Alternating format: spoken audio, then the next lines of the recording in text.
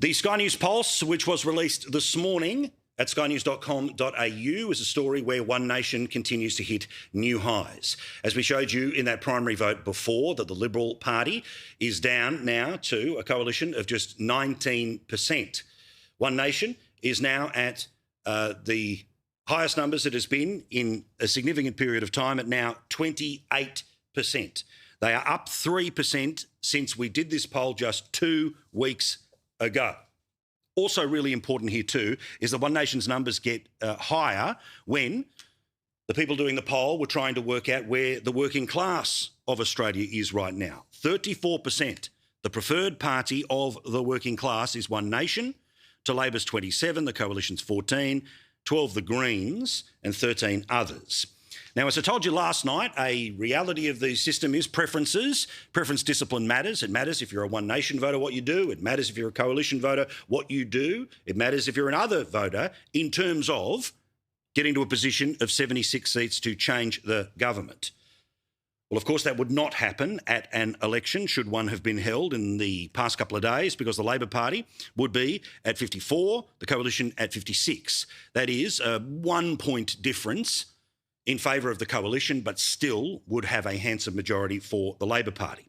So what happens if One Nation leapfrogs the Coalition and they would become the main non-Labor party? Well, you get to 55-45. Now, the really interesting number to notice there is a 2% increase in just 2 weeks, which doesn't just mean a surge in support for One Nation, it does mean a potential change in some of those preferences. In terms of some of the issues that are worth talking about, housing in Australia really matters. I know people that have been hardcore voters their whole life, Labor or Liberal, who've said if somebody nailed the right housing policy, they would vote for them even if they disagreed with everything else. So it's interesting here that the majority, or at least the largest number of people suggesting which policy approach would be best from the government when it came to housing policy, 35% say do more supply, so build more houses. Rein in tax concessions, which is what the government is starting to talk about with things like capital gains tax. That's 27%. Build more public housing is 24%. That's interesting because, remember, as I told you before, there are very close to about 500,000 people around the country who are in need of public housing. There's public housing waiting lists of about 60,000 in New South Wales, a similar number in Queensland and in Victoria. So might be a little less than 500,000, but you get my point. And then the rest, including Leave As, the option, I presume, that was voted by perhaps the property tycoon that is the Prime Minister. Now, to the Australian values of things, and as the political party of the Liberal Party and its representatives, hopefully sooner rather than later, most likely, you would imagine the opportunity is there tomorrow morning, tomorrow afternoon, or at latest on Friday morning. We know they're going to make a choice, not just about leader, but about what worldview, what tactic, what vision, what policy they wish to go. Now, again, we know where the party is under its current leadership and current way of doing things, and we know where that sits right now in the opinion polls. The belief of the Susan Lee camp is the longer she has in the job, the better chance she has to be able to change that situation. The reason why Angus Taylor has had to pull the pin as he has now is because of, in part, the polling, which is, of course, showing that huge runoff to One Nation at the moment. Now, this is not a conversation about going Goldilocks, where you go a little bit ghost, sorry to trigger you, or you go a little bit more traditional Liberal values, ones that, yes, have well and truly been successful in the past. I'm always interested, and I remember in the conversations that we had on air in the lead up to the 2019 election, the surprise one where nobody knew what was going on, that every now and then I try to keep an eye on not just political polling, but also some social polling and also some information that goes around in the media, entertainment, marketing and advertising world. Because, of course, people want to sell things and they want to sell things to the most number of people possible. So what I'm about to show you is not political polling, it is values polling that shows a difference between the values of 2022 and the values of 2025. Now, it is done by an agency, but it also is backed up by YouGov. These are the same people who do the Sky News Pulse, which is why I bring this to you tonight. In 2022, The top Australian values were honesty, freedom, equal opportunity, compassion, work ethic. Mateship was sixth. In 2025, the same survey was released. So this is not right now heartbeat stuff, but it is where we went. Now, as I say, in 2022, I apologise, I got the graphic wrong before, equal opportunity, freedom, mateship, honesty and security, as you can see, the ranks there.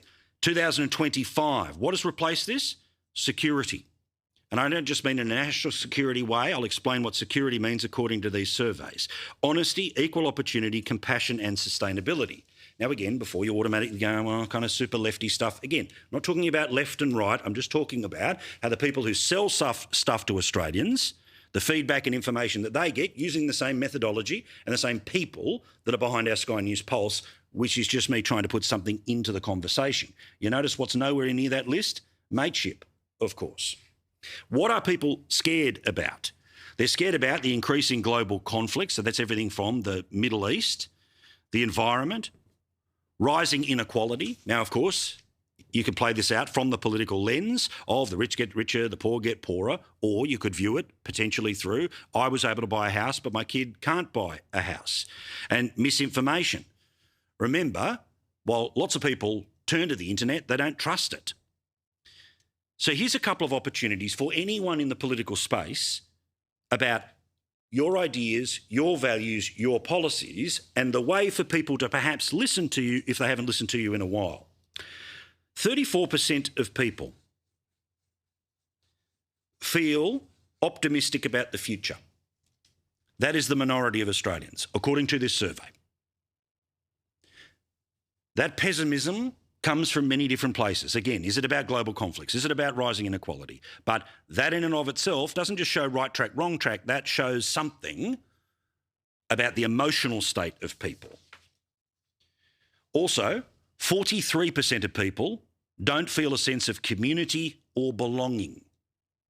So again, if you're One Nation, if you're the Libs, if you're the Greens, if you're Labor, if you're the Libertarians, perhaps there are insights, and again, from little things, big things grow, but I offer all of this as a thought starter, not as a push or a pull about which way MPs will go in the next little while. Because Australian values, they change. Inherent awesomeness of Australia, never up for grabs. But the good thing about the modern day is that we are able to get insight. Now, you shouldn't just bend yourself to match polling, but sometimes these perhaps are the opportunities to say, well, okay, our national security policy, how does that help us deal with the global threats? How does our housing policy help deal with that sense of inequality? What do you define it to be? Now, again, the art of politics, and as we saw with The Voice, you can see 60-40 one way becomes 60-40 another way once people take a position and that position is argued logically and passionately in a coherent fashion. And people in Australia are always open to what they consider to be the better option. Just a thought starter.